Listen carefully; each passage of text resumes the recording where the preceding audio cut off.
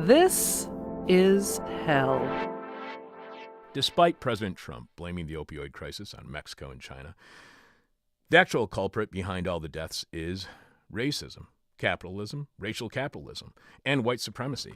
Here to set the story straight for us, returning to This Is Hell, historian Donna Murch wrote the Boston Review article, How Race Made the Opioid Crisis. Welcome back to This Is Hell, Donna. Oh, it's my pleasure. So glad to be back. Donna is the author of the 2010 book, Living for the City, and she has a new book to be published, I think that it's this fall. Is Asada Taught Me, is that coming out in October? It's coming out in the fall. Okay, I'm really looking forward to that book as well. You can follow Donna on Twitter at Murchnik, that's Murchnik.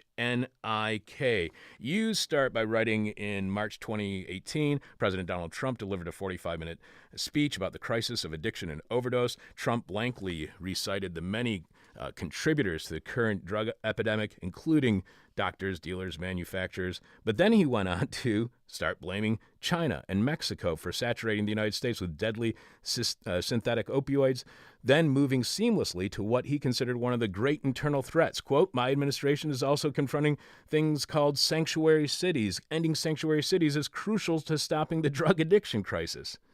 So, Donna, what role do China, Mexico, and sanctuary cities play in the opioid crisis? Almost none. Almost none. In its genesis, there's a really powerful quote that I have from a Stanford professor and psychologist who's also a West Virginia native. And he says something really powerful about the origins of the opioid crisis. He says, West Virginia is emblematic of where this epidemic is at its most destructive. Rural areas that don't have sanctuary cities and indeed generally don't have cities at all. Recent immigrants are rare, yet opioid addiction is rampant. That's because the opioid epidemic was made in America, not in Mexico, China, or any other foreign country. The astonishing increase in providing opioids, which at its apex reached nearly 250 million prescriptions per year, is what started and still maintains our opioid epidemic. Prescription opioids come from American companies and are prescribed by American doctors and overseen by American regulators. I think he said it better than any of us could. Do you think that this is this all to shift blame away from the United States? Do you think this is driven by President Trump's desire for nationalism, for being patriotic, for blaming all of our problems on somebody else other than ourselves? Well, I think that there are a couple of reasons for it. I think, first of all, in terms of Donald Trump, he has this habit of blaming so many problems in the United States on the southern border, the combination of the southern border and China. So this is kind of his refrain for many, many things. So I think he has a particularly anti-Mexican, anti-Latino, and racist vision about the world that we live in. But I would say that Trump is actually not unique. My piece is about how the racialization of drug problems goes back long and deep into American history and more broadly into the history of the West. So I trace the history of the opium wars in the late 19th century, which are a product of Britain trying to open up Chinese markets by forcing China to import opium, and China refuses, and a war ensues. And by the beginning of World War I, you have an enormous addiction crisis in China. The way this plays itself out in the United States is that instead of censoring Britain, Chinese laborers are targeted for opium prosecution. Similarly, in the 1930s, after the Mexican Revolution, as you have an increase in migration, labor migration, you have a marijuana crisis. And this is deeply racialized. And the same thing is also true of the criminalization of Chinese labor. Much of it is put in sexual terms, that you have essentially these dark populations coming into the United States. They're bringing with them a racial contagion and also a kind of, interracial lust for white women. So this framing of drug policy and drug problems through the lens of racial fantasy is deep, deep, deep in American history. And I think the most important piece is really post-World War II, in the aftermath of Richard Nixon's declaration of a war on drugs. In the 1970s and 1980s, you have this enormous criminalization of Black and brown populations. 600,000 people are put in prison in the 1990s under the Clinton administration under the guise of the war on drugs. So you have the combination of the disproportionate targeting by law enforcement for drug arrests and prosecutions. And then you also have a kind of cultural logic. I think that we're of the generation that remember films like Traffic or Requiem for a Dream that represent white and black drug use in radically different ways. So white people are associated with using drugs for health reasons, to be better workers, to be more productive citizens. And when they essentially become addicts, then it's seen as a kind of tragic fall. Whereas African Americans and Latinos are often represented as inherently vice-ridden, lustful, and illicit. So my piece is about that. So I'd say that Trump has his own particular intensification of racism, and much of his racism focuses both on Muslims and on Latinos in the southern border, as well as China. But he's certainly not unique. He's situated within a long discourse about race but really about race and sex, like as a way to understand drugs versus a kind of much more, objective, disinterested question of what do we do with substance use and abuse. We'll get back to who President Trump is blaming for the opioid crisis and why in a moment. But you mentioned a couple of movies, as you mentioned in your article, 2000's Traffic and Requiem for a Dream. You write that drawing on the cinematic grammar of D.W. Griffith's classic 1915 Klan paean, Birth of a Nation, they reenact the white supremacist ideology that reinforced racial segregation. But those two movies were made nearly 20 years ago. Do you think that kind of young white girls are coerced into interracial sex by black male pushers storyline? Do you think that would fly today? Have we moved beyond the innocent white girl coerced by guilty black men storyline being acceptable anymore? That's an excellent question. And, here I have to plead age because I feel like I'm not as in touch with the culture. Traffic comes out when I'm in my late 20s, and I was really in touch with the culture.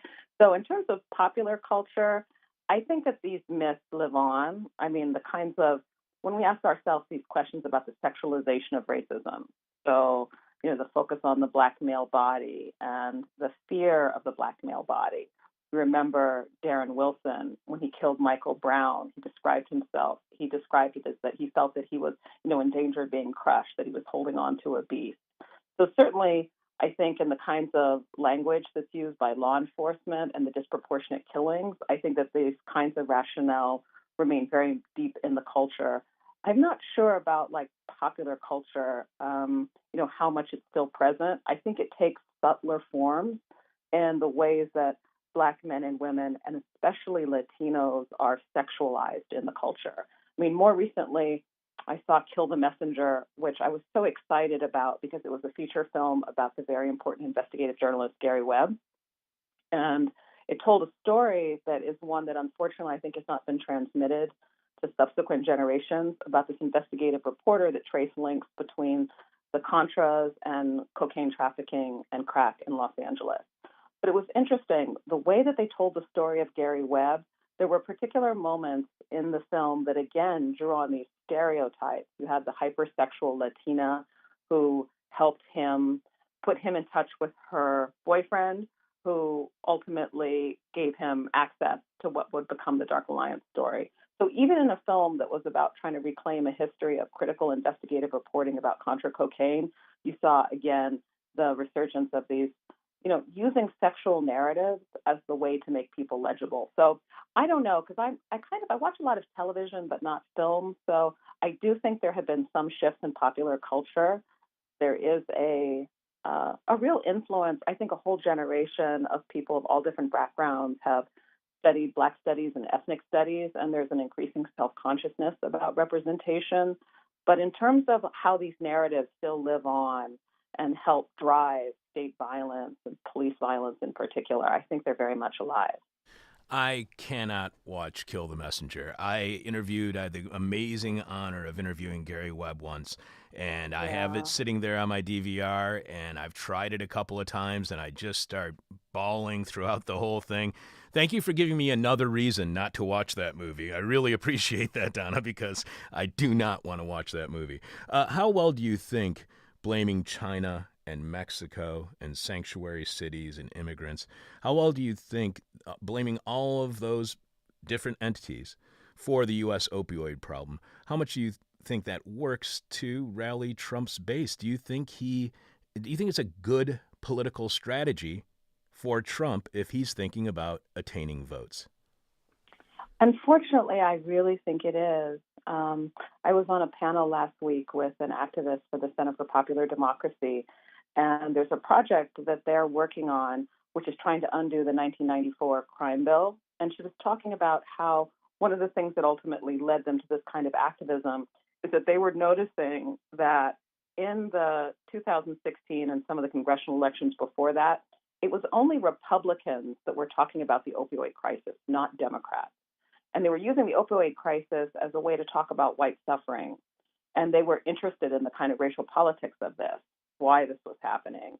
So I think that, it's one of the major reasons that I wrote my piece, because I'm currently working on a book on crack and the war on drugs. So I'm very focused on the 80s and 90s. So I was not, before I did this, I'd been reading broadly about the opioid crisis, but I hadn't carefully researched it. But I wrote this piece because I really wanted to interrupt this narrative, especially most of it was written in December.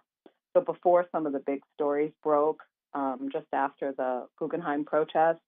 And it was at the height of the frenzy of the building the wall and also the federal shutdown in January.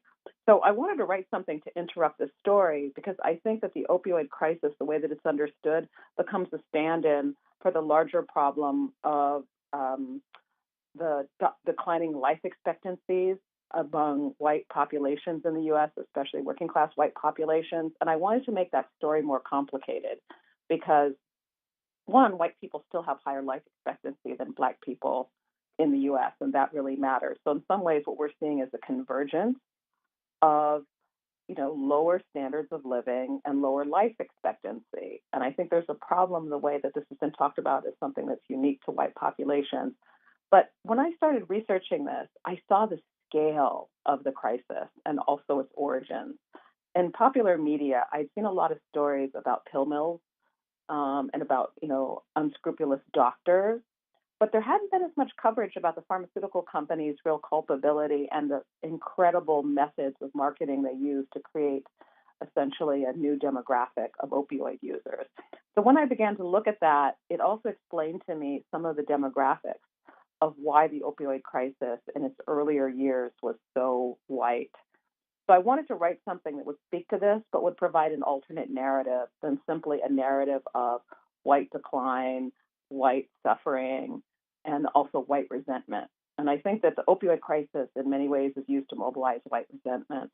And I think I was talking to a friend of mine about this. It's one of the ironies with drug crises. I feel that white populations that are being affected by the opioid crisis have a lot to learn from how Black communities responded to crack, that this actually has the potential to create a moment of solidarity, to think about how people deal with a combination of real structural economic disempowerment, a privatized healthcare system, and these increasingly pharmaceuticalized solutions to human problems with large numbers of people not having healthcare. So I wanted to change the narrative, both to interrupt the racism of blaming China, Mexico, and Central America, but also to try to write about opioids in the context of a larger war on drugs, rather than just contrasting the opioid crisis with the 1980s, because I actually think that they need to be looked at together, not apart.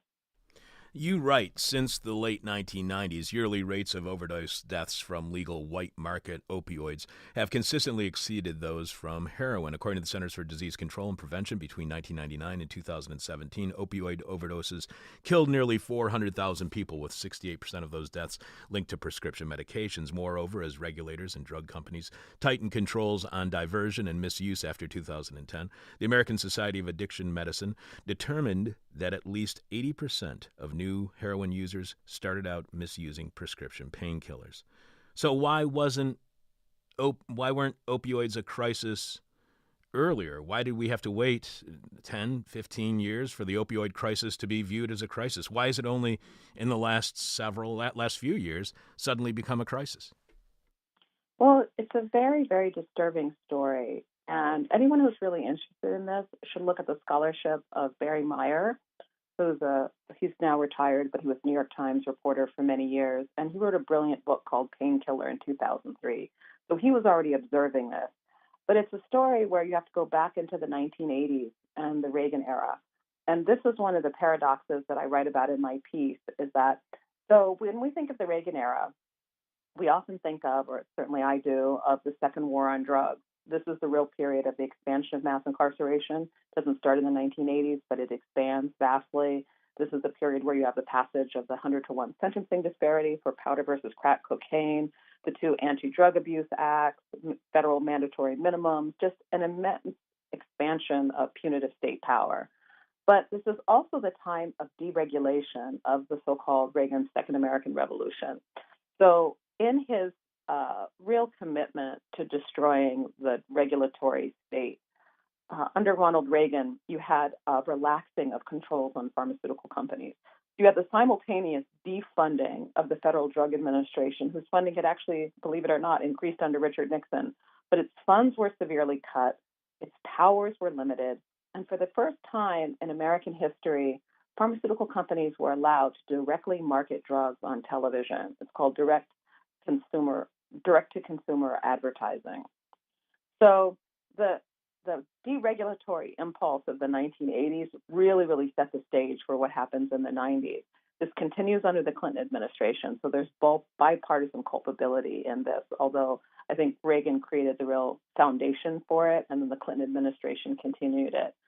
So in this process of deregulating pharmaceutical companies, you also have a combination of pain pain advocates, and then people who are working between like not-for-profits and the drug companies that really rallied in order to have pain identified as the fifth vital sign. So you have this kind of revolution in pain treatment where pain becomes identified as a core part of human health. And the argument was made that this is one of the greatest health crises in the United States, that we have this enormous epidemic of untreated pain. So deregulation, I'd say, is the first piece. And then the second one is that, and this is the racial capitalist piece. And I'm drawing on the really brilliant work of psychiatrist Helena Hansen and drug policy director Julie Netherland, as well as the drug scholar David Hertzberg, who've really done the foundational research on this. But at the time that this deregulation is occurring, and it's not only Purdue Pharma, but I think they have the most impact with OxyContin, and I'll be talking about why, but other pharmaceutical companies are engaged in this as well. They wanted to figure out how to mass market these opioids. So human history has a very long encounter with the opium poppy, and opioids in the 1990s are Schedule II medications. So there was always an awareness of their addictive potential. But in the context of deregulation and the identification as pain as the fifth vital sign, pharmaceutical companies began to market opioids to a whole new class of users. So in the 90s, they were largely for malignant pain. So they were treating people for end of life treatment with large doses of opioids. And there were two doctors that were involved in this that worked with Purdue Pharma, but they made the case using data from cancer patients that these sustained release opioid analgesics were not addictive. Now, of course, these are patients who are chronically ill, many of them in end of life. So measuring addiction in that context is very, very difficult. So they used that with very limited data. There was literally a letter to the editor in the New England Journal of Medicine, and it became the basis of a series of studies that were done by pharmaceutical companies. And because of the prestige of the publication, this was used as a precedent to say that we don't have to worry about opioid addiction. So Purdue Pharma created this new class of sustained release opioid analgesics. And they were supposed to be safe because they were timed release. So they allowed for much, much larger intense dosages of opioids to be given to patients with the idea that they could be distributed over 12 to 15 hours. they put a warning on the label that said, do not take improperly, do not crush. Now, of course, this became almost a blueprint for how people could crush them. So in the early 2000s, there began to be reports of something called hillbilly heroin. I remember reading about it in the New York Times, and there was a discussion of it, but they focused largely on very poor populations in places like West Virginia. And there wasn't a lot of real investigation into why this was happening. There were some prosecutions in Broward County, which had the least deregulated, least controlled sale of opioids. But a lot of the focus was on the pill mills and on this problem about, this prescribers prescribing them, then being filled in pill mills in Florida and then being sent to other parts of the country. But there wasn't a lot of attention to the larger structural question of why this was happening. So I think it always takes time with drug epidemics or drug crises to figure out that they're happening and what their causes are. But the pharmaceutical companies also have enormous amounts of power. Right now, they fund more lobbyists than any other industry in the United States. So I think that it's an issue of regulators being asleep at the wheel, Congress being subject to heavy, heavy lobbying. I would add one of the presidential candidates, Cory Booker, has been hugely supported by pharmaceutical companies, as many others. It's absolutely a bipartisan problem. And the third piece, I think, is that this is happening during the war on drugs. And so much of the focus is on the incarceration of people for illicit drug use. So one of the things the pharmaceutical companies did was they purposely targeted white populations. They were concerned that in the process of having these drugs deregulated, that if the face of this new generation of users was black or brown, that this would impede the process of deregulation. So there is evidence in the advertising and the kinds of literature that was distributed and the way they represented it. They literally talked about them as a new class of consumers, that they purposely chose a population that was not associated with addiction. And that included both rural users and suburban. One of the examples of this, I think, is Rush Limbaugh. People talked about opioids as only being this white working class, problem of hillbilly heroin. But we did have these not only very high profile deaths in Hollywood, but also users like Rush Limbaugh. So I think this is a problem across different kinds of white populations. So it's amazing that there was this purposeful intent to market to white areas and to white people in order to make it so their drugs were not stigmatized by being used by African Americans. That is absolutely stunning to me. What do people who deny that they have white privilege, what do they not realize about white privilege when it comes to what happened with the opioid crisis? Yeah, there's a line that I wanted to read from this piece, and it really just kind of came to me when I was writing it. And it was about the how to understand whiteness in this moment. One of the most important lessons to be learned from viewing the opioid crisis and war on drugs through the lens of racial capitalism is that the privileges of whiteness come at great social cost, not only for those excluded from them, but also for those who possess them. And I wanted to stress that because first, we don't have a smoking gun. So we don't have a memo that says that this was marketed to white populations. But these critical drug scholars have written about this, through looking at the advertisements and also the geographic distribution of the epidemic, so-called epidemic or crisis. So, we have strong evidence, although no direct smoking gun.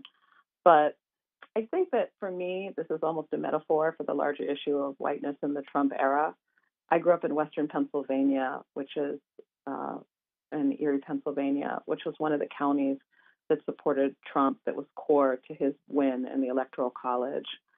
And I think that this idea of white populations in some cases supporting policies that are actually damaging both to them economically and even and even health is a major issue. There's a really brilliant book by a psychiatrist and public health scholar, Jonathan Metzl, about the lower life. He did a careful study of lower life expectancy in two states and essentially looked at the role of pro-gun policies in lowering life expectancy.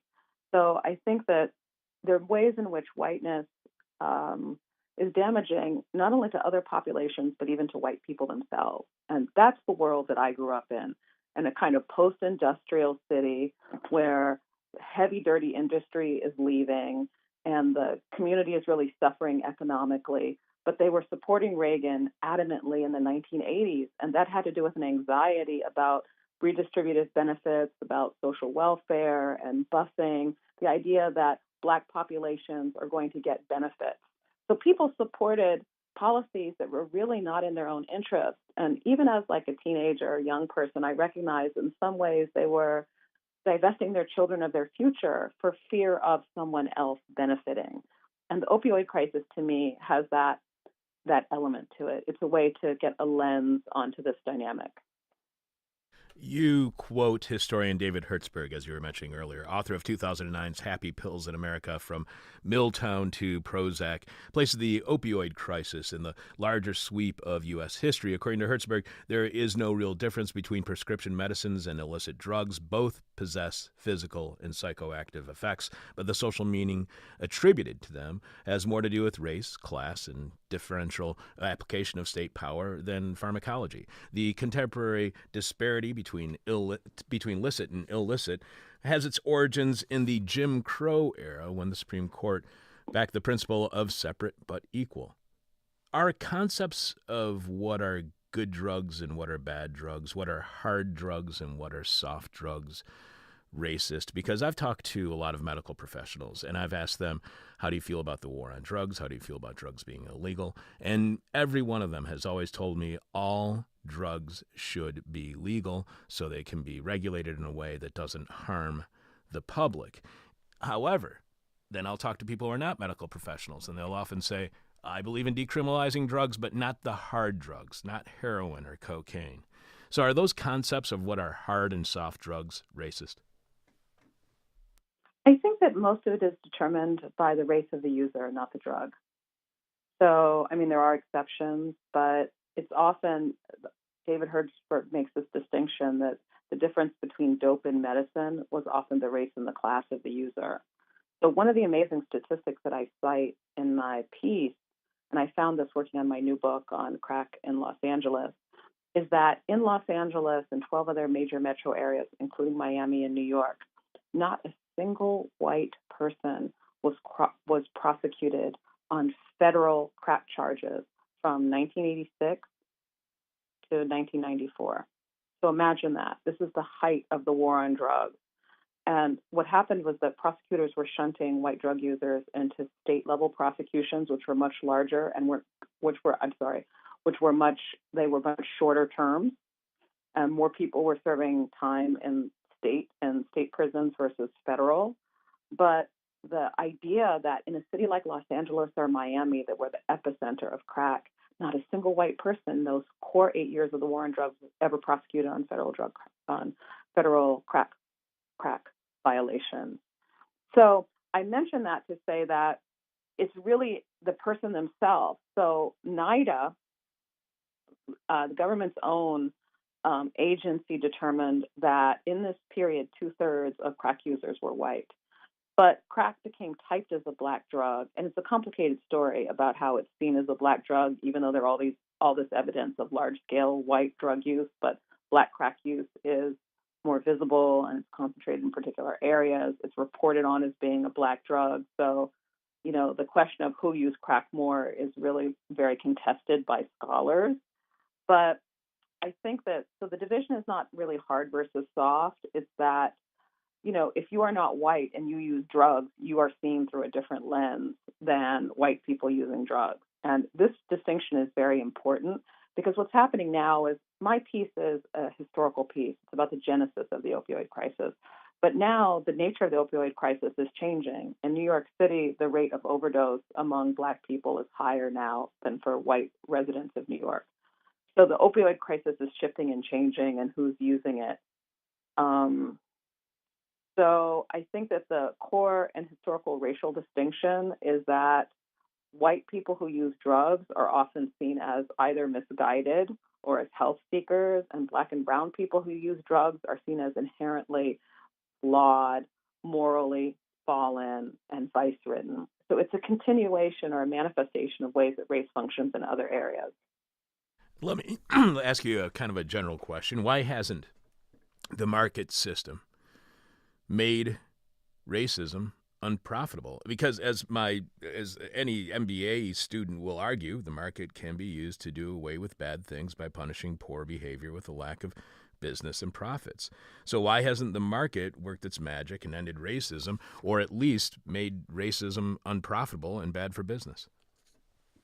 Well, I think that we have to revisit the very origins of markets, the very origins of capitalism, in which race and these systems, like the transnational slave trade, the seizure of indigenous lands, that at its core, the creation of markets was always built on racial inequality. So while the kind of language of market as forms of equalization is used, I think that that really is contradicted by the history. First of all, like structural disparities in markets are profitable. They allow you to pay people less. They also create, as we saw, for example, in the creation of the new market of opioid users, the ways that by choosing to market to white populations, these populations were designated as not subject to the same kinds of potential for addiction. So racism became very important to the targeting of this population. So by having images of suburban housewives, of young college students, of people that we think of, people that the broader general culture thinks of as innocent and well-meaning, it the racial ideas that differentiated them made it possible actually to deregulate and expand a market. So I think that there are many instances where, whether it's in questions of pay equity, that the structural disparities are profitable, but even in consumption patterns, that racial disparities are very important. So I think markets are always inherently racialized, and we have a lot more evidence of the kind of profitability in racialization than in the reverse. Does the war on drugs, does that cause racism? What role does the drug war play in at least reinforcing racism in the United States? I think it's both. I think racism is core to the war on drugs, but in its process of criminalizing large numbers of people and setting them apart, it also abets and furthers and generates racism. So it's a feedback loop. But I think the logic of the war on drugs, in my piece, I quote a Nixon official who essentially says that in the 1960s, in the Nixon administration, they saw Black people and the radical left, anti-war protesters as the problem, but it was impossible to make it illegal to be Black or illegal to protest the war. And so they targeted the drugs that were associated with these people as a way to both discredit and criminalize them. And he says this very clearly. He says, did we know what we were doing? Absolutely. And I want to make it clear that this is not about a kind of conspiracy. He's giving a political account of the response to the mass protest of the 1960s, and that from John Ehrlichman's point of view, that the war on drugs for them was seen as a political tool. So it's not just racism in the abstract. I also think, if we think about race, there are many things encoded with it. There are biological ideas of racism. There's also a piece that's associated with the role that Black populations have in the history of the United States. So they are commodified, stripped of their citizenship, but they also are an important source of opposition to the status quo. So in the Nixon administration, they saw the war on drugs as a political tool. But we might just broaden our toolkit, I think, in how we understand racism. But there's no question that in the contemporary moment, mass incarceration is one of the most important. It's one of the most important ways that racism is made material and given life. What impact do you think would ending the drug war have on institutionalized racism here in the United States? Because I would assume that it would continue, that the war on drugs isn't the only part of institutionalized racism in the United States. So what impact would ending the war on drugs have on that institutionalized racism? I think it would have an enormous impact. It's very, very important. We also need to target racism in other areas of society and the kinds of broad social solutions that are needed. What happens both with mass incarceration and the war on drugs is that it was taking social problems and then trying to legislate them through punishment.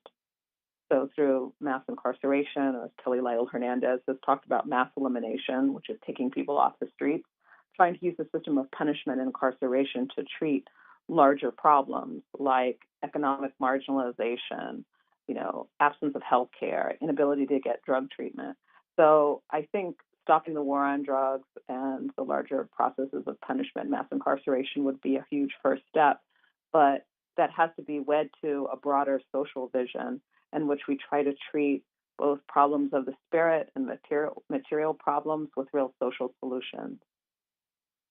Can't we just blame the doctors, the people who prescribed you the drugs? You write the company's aggressive sales tactics, that's Purdue, convinced primary care physicians to prescribe opioids much more frequently for a wide range of patients' complaints, including lower back and arthritis. By 2003, primary care physicians made up nearly half of OxyContin's prescribers. Some experts at the time worried that those physicians lacked independent training in chronic pain management and addiction. So is this just all doctors' fault? Can we blame this on individual actions by individuals?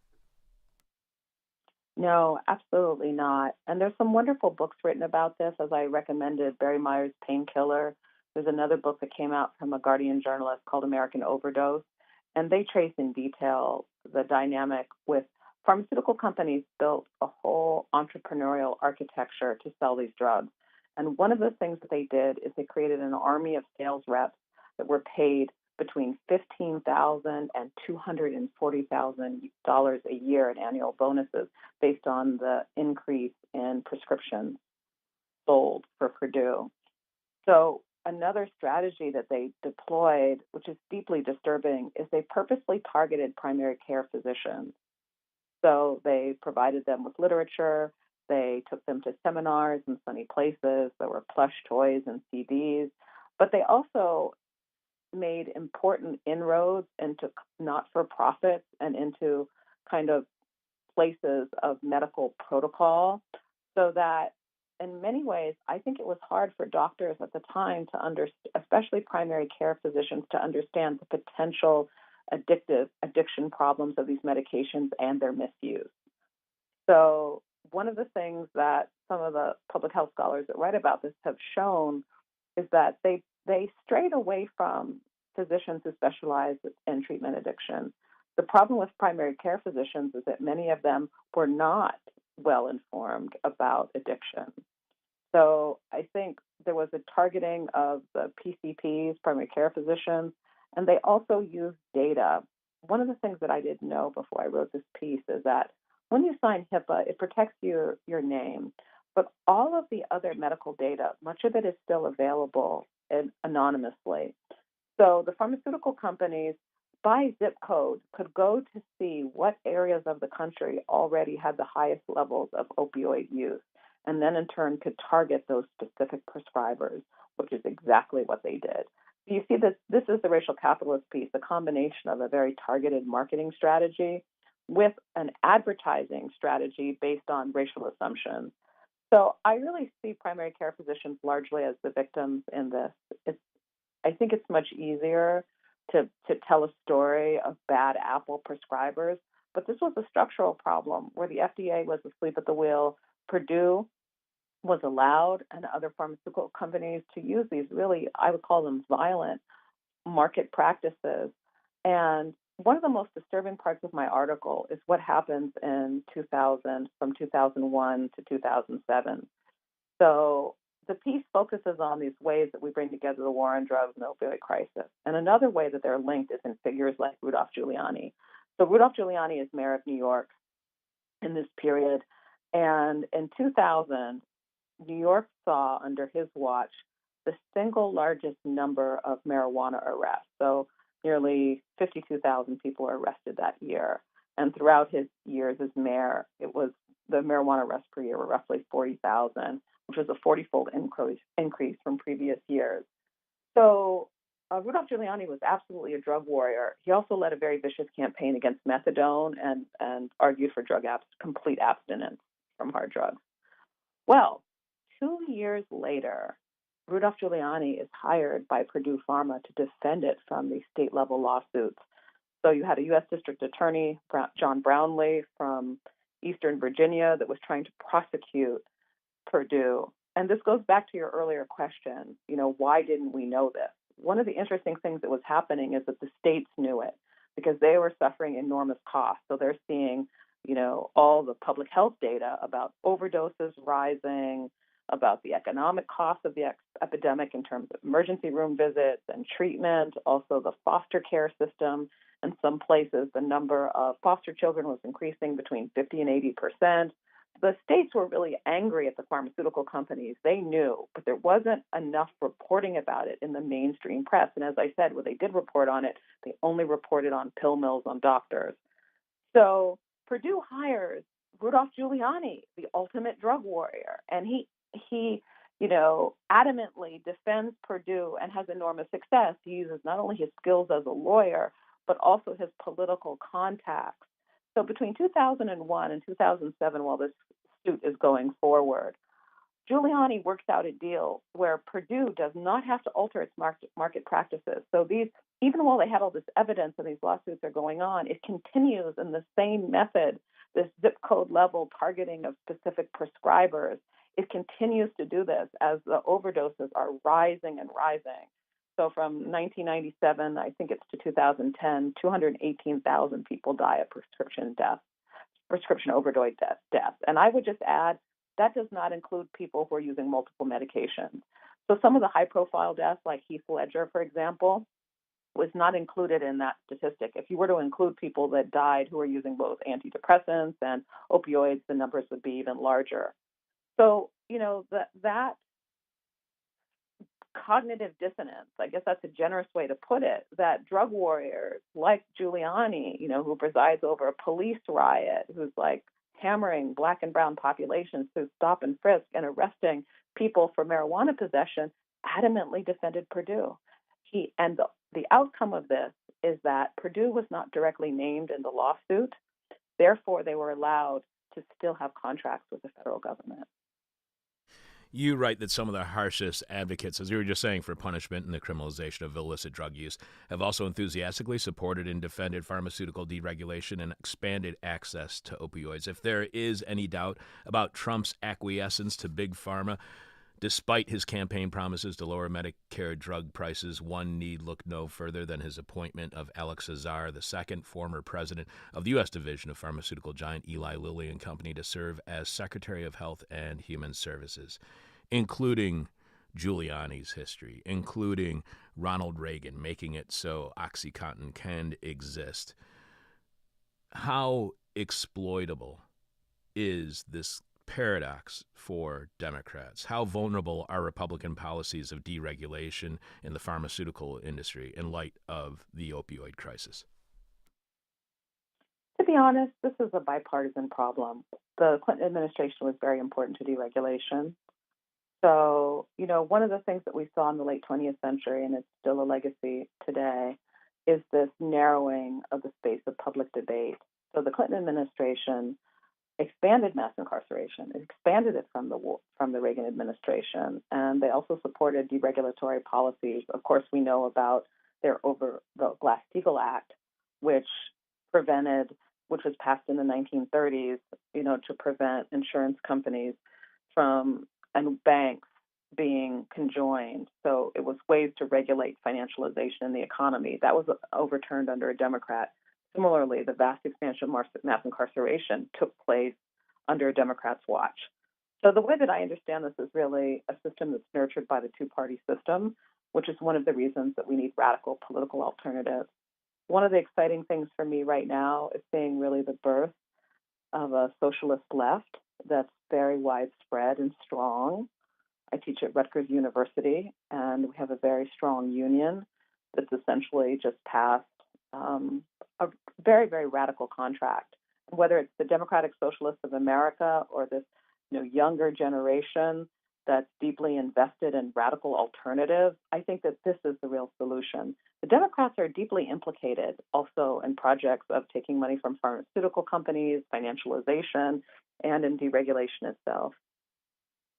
One last question for you, Donna. We've been speaking with historian Donna Murch. She wrote the Boston Review article that we've been discussing this morning, How Race Made the Opioid Crisis. Donna is Associate Professor of History at Rutgers.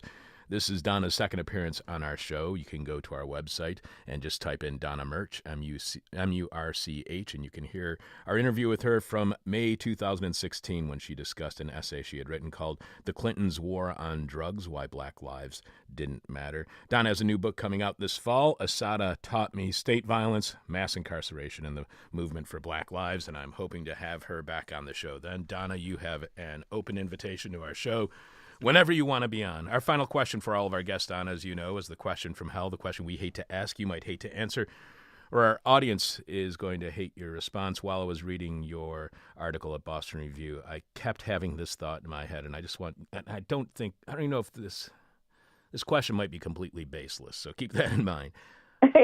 How much is the acceptance of recreational marijuana use, how much is that growing in popularity because it is increasingly being perceived as a white drug on some level?